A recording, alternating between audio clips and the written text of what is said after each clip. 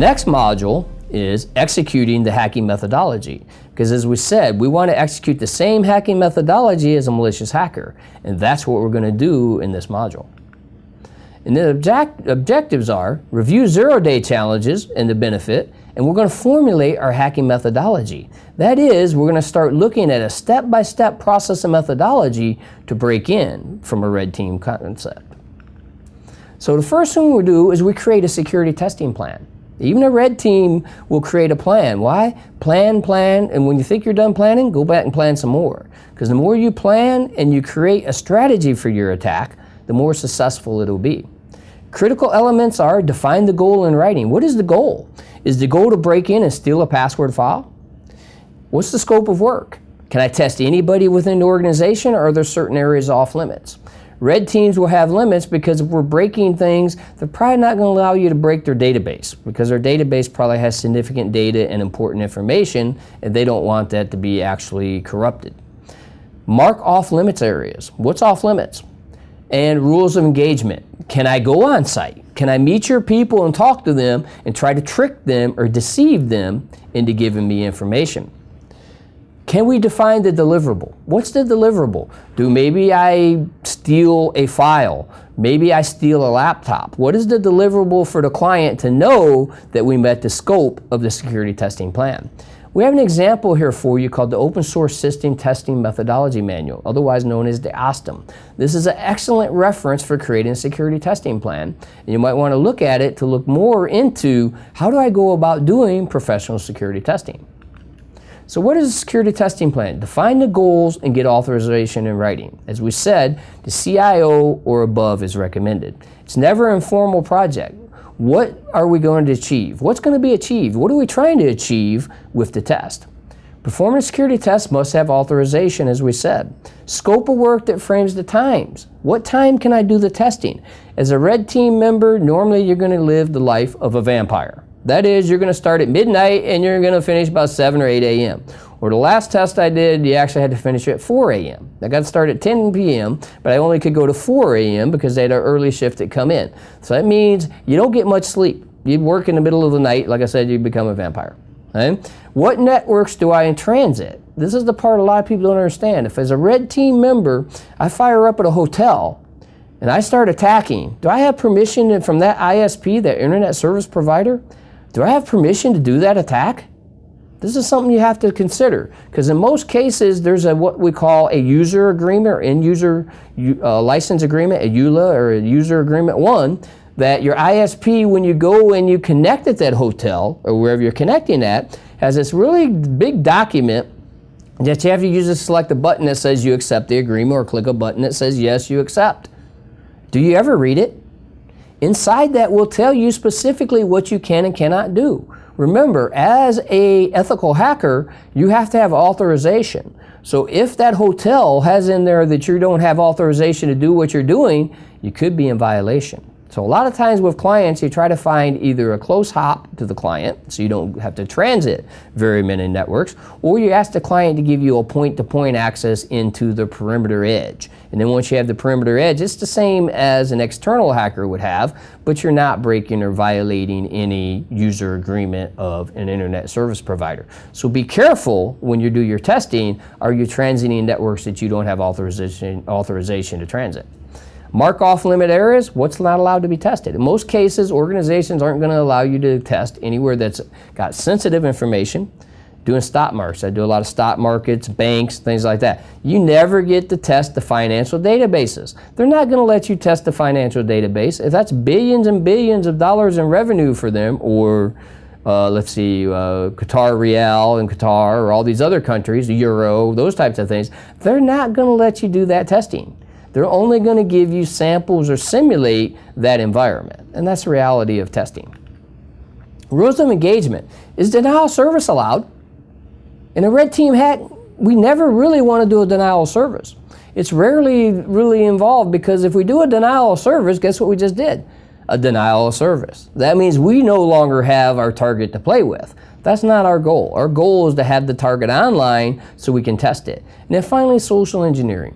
It's very common today for people to try to get social engineering attacks against you and those types of things. So it's a good thing to ask your client for. But in red team hacking, they rarely give you social engineering because remember, it's unannounced. Nobody wants the IT staff or anybody else running the network operations center or wherever to know that somebody's been hired to do an actual attack, a red team attack. So because of that, it's rare in a red team that you're allowed to go on site and do social engineering. Define the deliverable. What's it involve? One host, one vulnerability, a site penetration test. Results must be recorded and reported. This is normal security testing plans. Testing outlines. We already told you about the OSTEM, the Open Source System Technology Methodology Manual. We also have from NIST, National Institute of Standards, we have a special publication, 800-115, which is actually the guide to assessments for security testing. So you might want to check both of those guides out. Okay, the SP 800-115 is a technical guide to information security testing and assessment by NIST. It gives you security testing overview, review techniques, target identification analysis, target vulnerability validation techniques. Validation techniques, again, remember means exploitation.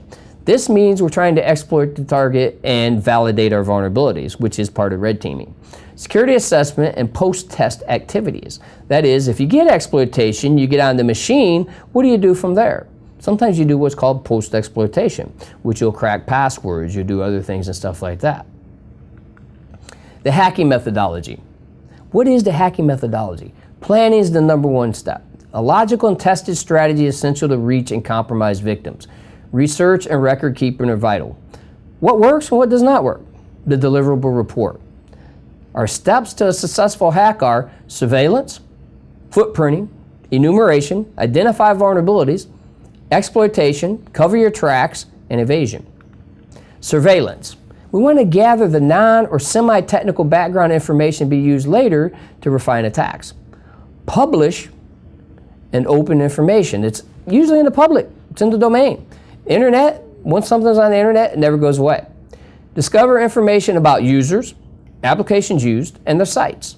A lot of times a job listing. In their job listing they'll say, oh, must be Red Hat Linux certified. Well, guess they're running Red Hat Linux. Cisco, must be Cisco certified. CCNA, CCNP, those types of things. Guess what? They're running Cisco, right? These are the types of things we use. Some other resources for us. The Wayback Machine. Wayback Machines are great. Archive.org will show in an actual demonstration. You could see the Wayback Machine. But the Wayback Machine is great because nothing ever leaves the internet. Once it's been on the internet, somebody's copied it somewhere. Well, the Wayback Machine has about 150 billion pages of internet content. So even though a website might go away, one of your favorite websites, using the Wayback Machine, we can retrieve it. And sometimes you can retrieve the files and other information from the site too. It's great for doing our surveillance because we can find information about the company that maybe eventually somebody figured out was leakage or information that shouldn't be there, but we still can discover it in what's called open source intelligence gathering. We got Whois. We can just do a Whois on the actual domain and find out who's in charge of the domain and the IP block and those types of stuff. As we said, the victim's own published information. And then search engines. Google hacking, the search engines, those types of things. These are the power today because the internet is a full repository of information and people spider it or index it for searches. And the most common one is Google hacking, leveraging the search engine made famous by a hacker named Johnny Long. And it's great, a lot of cool stuff. It's Hackers for Charity. They do a lot of good things. And they have what's called Google Dorks. And Google Dorks is an expression that someone has used to show someone how to attract or extract information of the internet. So if you look here at the example, it says pages containing login portals.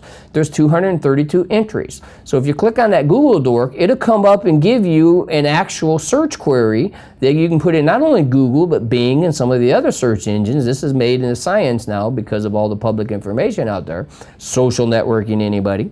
And what we can do is we can pull that information from the internet and display it and look at the information. So what can we pull? Well, advanced operators. We can look at the site, restrict the search to a specific website or domain, a link or a file type, search only the type of a file, a link, search within hyperlinks for a search term, A cache, a version of the web page that's cached by Google, which is quite common. End title, search for a term within the title of a document, which is another common way of looking for different types of things. So some basics.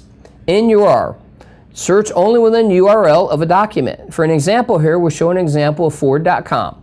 And all we're searching for is the word Ford with all the pages of Ford.com. And when you see the actual query results here, we have 11,800 pages that have Ford in the query at Ford.com. So now this gives us information that we can use to extract data. Remember, this is the surveillance stage.